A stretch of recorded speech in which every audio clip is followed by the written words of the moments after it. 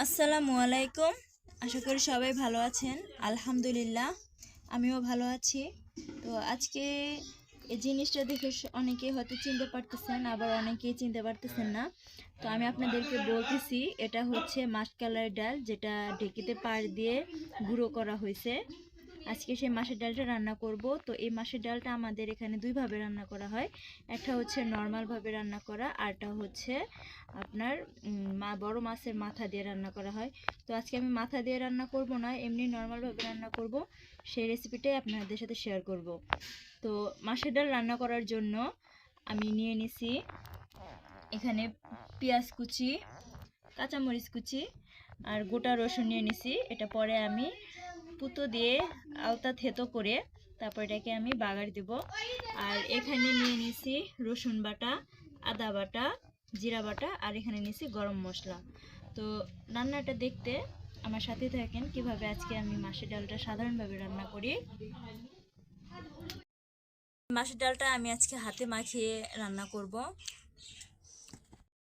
রান্না করার জন্য প্রথমে আমি দিয়ে দিতেছি পেঁয়াজ কুচি।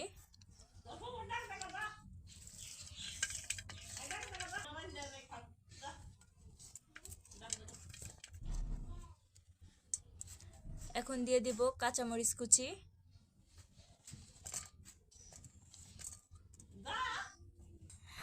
আর যে গরম মশলা নিয়ে নিয়েছিলাম, আর এখানে যে রসুন বাটা, আদা বাটা, জিরা বাটা যে নিয়েছিলাম, সেই পুরো মশলাটা আমি এখন এখানে দিয়ে দিব।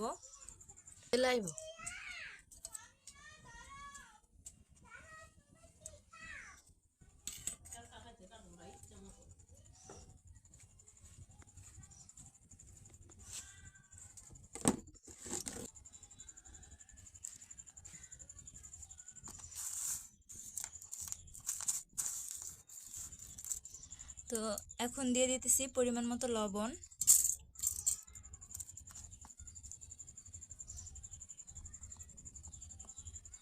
পরিমাণ মতো হলুদের গুঁড়া,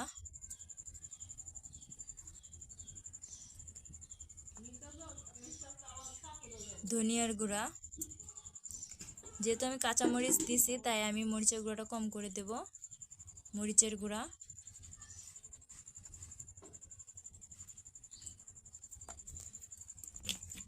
এখন দিয়ে দিতেছি তেল। এখন তেলটা অল্প করে দিব, পরে আবার রসুন দিয়ে যখন বাগার দেব তখন তেল দিতে হবে, তাই এখন অল্প করে তেল দিলাম।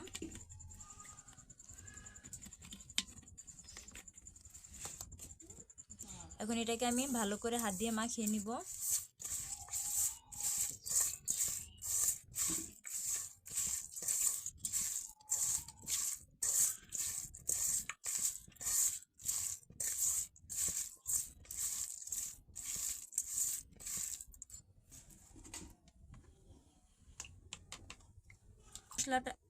আমার মশলাটা মাখানো হয়ে গেছে। এখন আমি দিয়ে দিতেছি পানি। তো এই পানিটা আমি একবারে দিব, এটাতে বারবার পানি দেওয়া যাবে না, তাই একবার আমি বেশি করে পানি দিয়ে দিতেছি।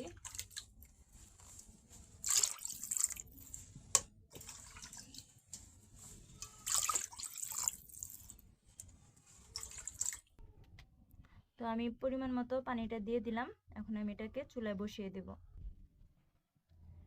তো এটাকে এখন আমি বলক ওঠা পর্যন্ত জাল দিব। আর এই পানিটাকে ভালো করে জাল দিয়ে নিতে হবে। সে পানিটা বলক উঠে গেছে।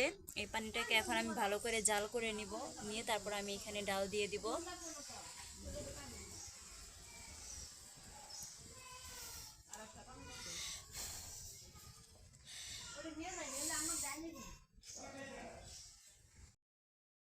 তো ডালটা আমি গরম পানি দিয়ে ভিজিয়ে রাখছিলাম, তো এখন এটা আমি দিয়ে দিচ্ছি।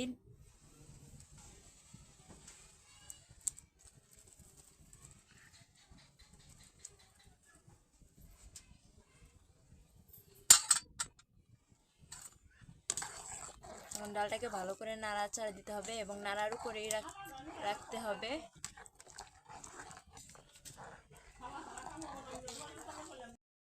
দেওয়ার পরে এভাবে একটু পরে পরে নাড়া দিয়ে নিতে হবে, না হলে তল দিয়ে লেগে যাবে। তো আমি এভাবে একটু পরে পরে নাড়া দিয়ে দিতেছি।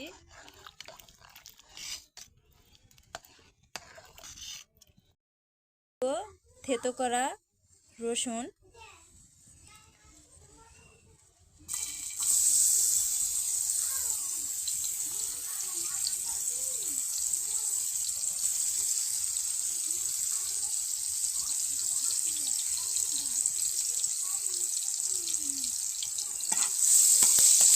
রসুনটাকে লাল লাল করে ভেজে নিব।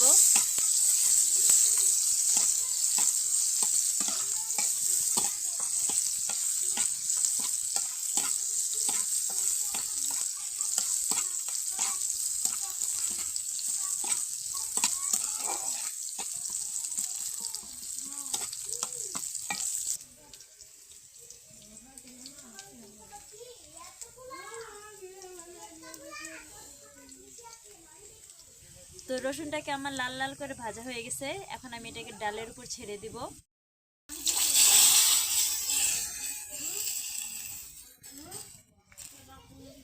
তো বাগারটা দেওয়ার পরে ডালের কালারটা একবার দেখেন কি সুন্দর আসছে। এই ডালটাকে এখন আবার একটু বলক তুলে নিব চুলায় দিয়ে। দেখেন ডালটা বলক উঠতেছে, এভাবে ভালো করে ডালটা একটু বলক তুলে নিব, তুলে তারপর নামিয়ে ফেলবো। তৈরি হয়ে গেল আমার মাসকলাইয়ের ডাল রান্না করা। তো খুব সহজ এবং ইজিভাবে দেখাইছি আপনাদেরকে। তো আপনারা চাইলেও এভাবে রেসিপিটা একবার ট্রাই করে দেখতে পারেন। তো এই রেসিপিটা একবার ট্রাই করলে বুঝবেন যে এটার সাথে মাছ মাংস প্রয়োজন নাই, এটা দিয়েই আপনারা পেট ভরে আর কি খেতে পারবেন, এতটা মজা লাগে। তো ধন্যবাদ সবাইকে আমার ভিডিওটি দেখার জন্য। ভালো থাকেন, সুস্থ থাকেন, আল্লাহ হাফেজ।